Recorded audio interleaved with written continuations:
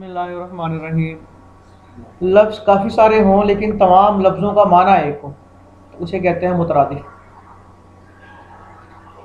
اسد، غیث، غضنفر، ان تمام کا معنی کیا ہے؟ شیر۔ شیر معنی ہے اسد کا بھی، غضنفر کا بھی، لیث کا بھی۔ کیا معنی ہے؟ اب لفظ بدل رہے ہیں، متعدد ہیں لیکن معنی ایک ہے، اسے کیا کہتے ہیں؟ اسی طرح صاحب کتاب نے ایک مثال اور دی، اسد واللیث، غیم اور غیث۔ غیم کہتے ہیں بادل کو اور غیث کہتے ہیں بارش کو۔ تو غیم اور غیث یہ آپس میں مترادف نہیں، اسد اور لیث تو آپس میں مترادف ہیں لیکن غیم اور غیث آپس میں مترادف نہیں ہے۔ غیم کا مترادف سحاب ہے، کیا ہے؟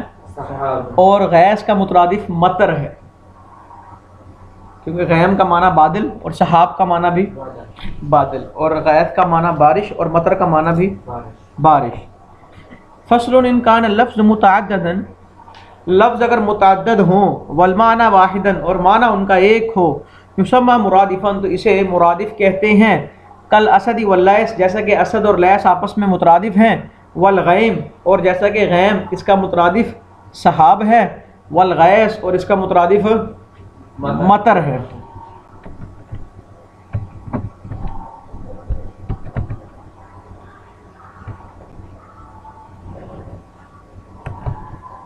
والمرکب قسمانی، سے مفرد کی بحث ختم ہو چکی ہے اس جگہ پر کہ کل اسد والغیث، کل اسد واللیث، والغیث، غیم والغیث، یہاں پر مفرد کی بحث، اب مفرد کی بحث ختم ہو گئی تو صاحب کتاب